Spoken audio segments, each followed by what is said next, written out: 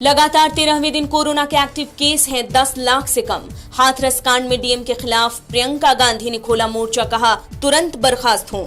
विधान परिषद के चुनाव, बीजेपी ने जारी की उम्मीदवारों की पहली लिस्ट। चिराग पासवान ने लिया बड़ा फैसला, बिहार चुनाव के लिए एलजेपी हुई एनडीए से अलग।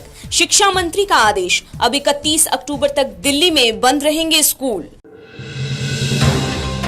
भारत में कोरोना के मामलों में तेजी के बाद भी पिछले 24 घंटे में देश में 82,260 लोग कोरोना से ठीक हुए। वहीं भारत में एक्टिव केस की संख्या लगातार 13वें दिन 10 लाख से कम रही।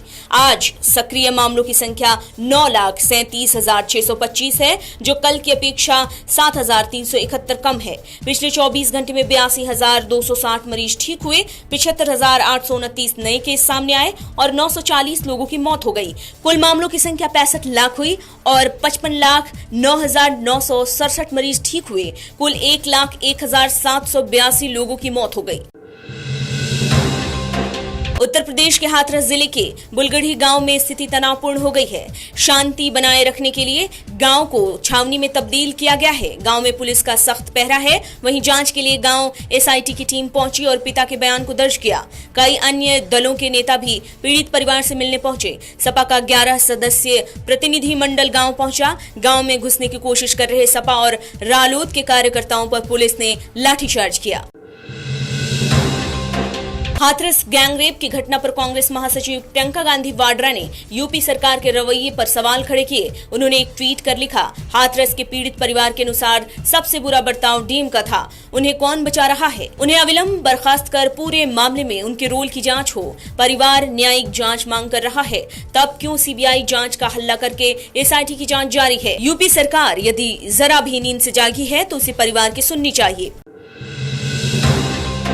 विधान परिषद के चुनाव के लिए बीजेपी ने बिहार और कर्नाटक में अपने उम्मीदवारों की पहली लिस्ट जारी की। बीजेपी के राष्ट्रीय महासचिव अरुण सिंह ने ये लिस्ट जारी की। बिहार विधान परिषद के चुनाव के लिए 22 अक्टूबर को वोटिंग होगी। राज्य के 4 शिक्षक निर्वाचन क्षेत्र की सीटों और 4 स्नातक निर्वाचन क्षेत्र के सीटों पर होने वाले चुनाव के लिए निर्वाचन आयोग ने कार्यक्रम की घोषणा की।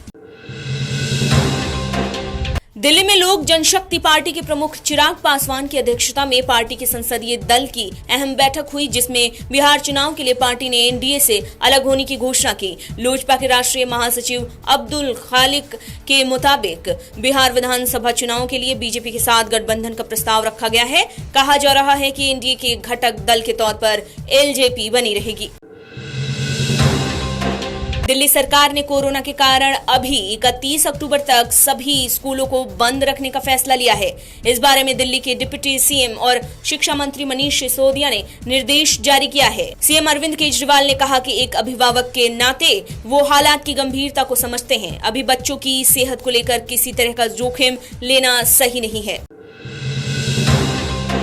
पंजाब के मोगा में कांग्रेस नेता राहुल गांधी ने खेती बचाओ यात्रा को संबोधित किया और कहा कि अगर सरकार को बिल पास ही करना था तो लोकसभा और राज्यसभा में सबसे पहले चर्चा करती। उन्होंने कहा कि वे किसानों को गारंटी देते हैं कि कांग्रेस सत्ता में जिस दिन आई उस दिन इन तीनों काले कानूनों को खत्म कर कूड़ेदान में फेंक देगी।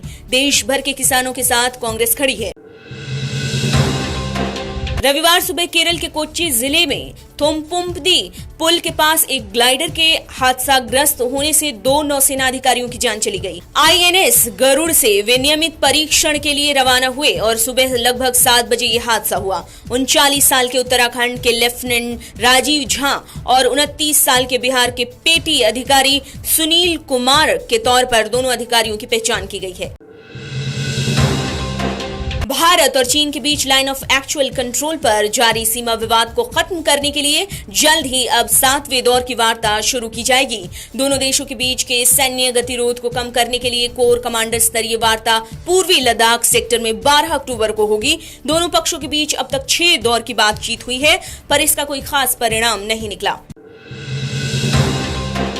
सुशांत सिंह राजपूत की मौत मामले की फॉरेंसिक रिपोर्ट आई है, जिस पर कंगना रनौत ने अपने ट्वीट पर लिखा कि ऐसे ही एक दिन जवान और प्रतिभाशाली लोग नहीं उठ जाते और खुद को ही मार लेते हैं।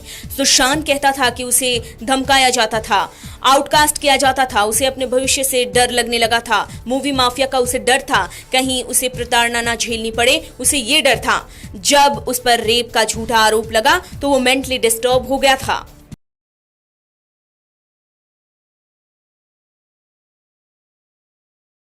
आप देख रहे हैं नेट्रिक न्यूज, साहस सच कहने का।